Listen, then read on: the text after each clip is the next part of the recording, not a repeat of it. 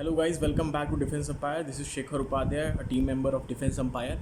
और आज हम आपके बीच बहुत ही वाइटल क्वेश्चन लेकर के आए हैं जो कि कोई भी एड्रेस नहीं कर रहा है, चाहे वो गवर्नमेंट की अथॉरिटीज़ हो गई, चाहे वो मीडिया हाउसेज हो गए, और खुद हम स्टूडेंट और हम यूथ खुद उसको एड्रेस नहीं कर रहे हैं अपने शॉर्ट टर्म गोल्स को लेते हुए। पहला है pandemic, loss of education, how do you treat unequals as equals. इसका बहुत बड़ा उदाहरण है कि इस बार 12th में बच्चों का सिलेबस 70% कर दिया गया है। जो अगली बार एग्ज़ाम में बैठेंगे, सेम एग्ज़ाम देंगे नीट और जेई का और या फिर एनडीए का, तो बहुत सारे बच्चे जो एक ही एग्ज़ाम को देने बैठेंगे, कई सारे बच्चे जो ईयर ड्रॉप ले रखे होंगे, 1-2 साल से प्रिपरेशन कर रहे हैं, और एक इस साल वाला बच्चा जो कि सिर्फ 70% सिलेबस और विदाउट, क्योंकि कोचिंग सेंटर से लेके सब कुछ बंद है, ऊपर से ऑनलाइन एजुकेशन हो रही है, उसमें उसको भरोसा नहीं है कि हर बच्चे को इक्वल ट्रीटमेंट मिल रहा है कि नहीं मिल रहा है। तो ये अनइक्वल्स को हम इक्वली कैसे ट्रीट करेंगे, और ये सारे एग्ज़ाम पे लागू होता है, चाहे वो यूपीएससी का हो गया, चाहे वो एसएससी का हो गया, हर एग्ज़ाम पे लागू होता है जो इस साल का बच्चा होगा। और age factor for aspirants, second point है मेरा। एज फैक्टर फॉर एस्पायरेंट्स इसलिए क्योंकि कई सारे लोगों की एज निकल जाएगी। 6 महीने ऑलरेडी बीत चुके हैं, कई सारी एग्ज़ाम्स की डेट पोस्टपोन हो गई हैं। यूपी गवर्नमेंट से लेकर जितने भी स्टेट गवर्नमेंट, इवन सेंट्रल ने नई वैकेंसीज रिलीज़ करने से अभी फ़िलहाल रोक लगा दी है। ऑलरेडी 6 मंथ हो चुके हैं। बहुत सारे एग्ज़ाम्स, जैसे एनडीए का ही पहला पेपर नहीं हुआ है, दूसरे के साथ होना है, लेकिन दूसरे का भी फॉर्म नहीं आया।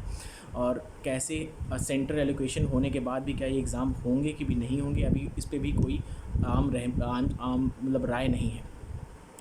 तो एज फैक्टर इन एस्पायरेंट्स की अगर एज निकल जाती है इस चक्कर में, तो क्या इसको एड्रेस करने के लिए सरकार के पास कोई प्लान है, और जो नए एस्पायरेंट्स ऐड होंगे उससे कंपटीशन और टफ होगा, उसको इक्वलाइज़ कैसे करेंगे।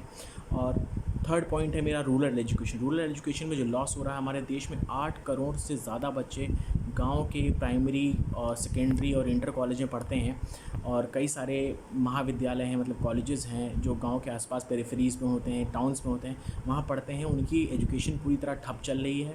वो फैमिली को इस वक्त सपोर्ट करने में लगे हुए हैं, क्योंकि कई लोग की जॉब चली गई है, कई लोग बच्चे मनरेगा तक में काम कर रहे हैं। तो ऐसे टाइम पे हम कैसे ही मतलब इनको डील करेंगे, या फिर इनको एजुकेशन के डायरेक्ट कॉन्टैक्ट में कैसे लेके आएंगे। इस साल लगभग 46 मिलियन बच्चे जो कि नर्सरी या प्री स्कूल में एडमिशन लेने वाले थे, उन्होंने एडमिशन नहीं लिया है। उनके भी लाइफ का एज का 1 साल गया। तो और ये सब सिर्फ जो परपेट्रेटेड डर है, या फिर इसके वजह मैं डर इसलिए बोल रहा हूँ क्योंकि आगे मैं सीरोलॉजिकल सर्वे की बात करने जा रहा हूँ। सीरोलॉजिकल सर्वे जो कि भारत में कंडक्ट करा गया 2 बड़े महानगरों में, मेट्रोपॉलिटन सिटीज़ जैसे कि दिल्ली और मुंबई में। उसमें ये पाया गया मुंबई में लगभग 50% लोगों को ये इन्फेक्शन हो चुका है। उनके अंदर जो इससे लड़ने के लिए एंटीबॉडी होती है, IIG और IIGM, उनको वो ट्रेस करा गया है उनके ब्लड में। सीरोलॉजिकल सर्वे में, सीरोलॉजिकल सर्वे वही होता है जिसमें आप ब्लड में एंटीबॉडीज़ की जांच करते हो कि आप उस बीमारी से लड़ने के लिए आपके शरीर में एंटीबॉडीज़ डेवलप हुई है कि नहीं।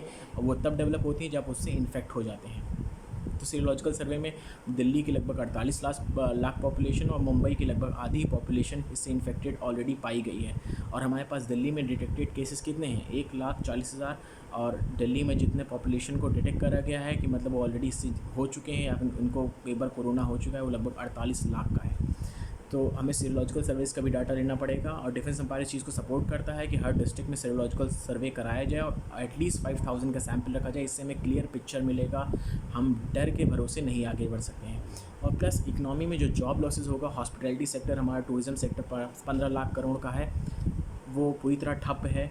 और हमारे इकोनॉमिक कंस्ट्रेंट्स जो होंगे, हमारे होटल रेस्टोरेंट्स पूरी तरह बंद चल रहे हैं। 6 महीने सिनेमा हाउसेस हो गए, इनमें जो एम्प्लॉयड लोग हैं, इनमें जो जॉब करने वाले लोग हैं, वो लोग किस प्रिकेरियस कंडीशन में आ चुके हैं, उनके बारे में सोचना होगा। और फ्यूचर को लेकर के हमें स्टूडेंट्स को बहुत ज़्यादा सचेत रहना है, वरना हम आज पैंडमिक के चक्कर में स्टूडेंट लाइव्स मैटर करके घर पे बैठ रहे हैं। हालांकि हमारे पेरेंट्स और हमारे घर में जो बड़े हैं वो अब अपने काम पे जा रहे हैं, और मेरे फादर तो पुलिस में हैं, तो वो दिन में लगभग 200-300 लोगों से उनका डायरेक्ट, क्योंकि सिविल पुलिस में है तो डायरेक्ट फेस ऑफ होता ही होता है।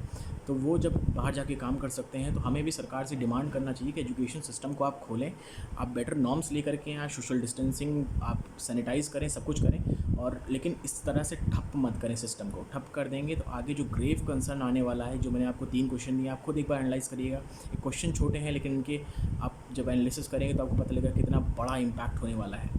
इसलिए आपसे भी कहूँगा कि आप भी डर करके घर पे मत बैठें, और निकलने की कोशिश करें, प्रिकॉशंस के साथ निकलें। ऑब्वियस सी बात है, प्रिकॉशंस के साथ निकलें। और प्लस ये भी सरकार सचेत करे कि अगर आपको कुछ हो जाता है तो आप किस तरह से इससे निकल कर सकते हैं।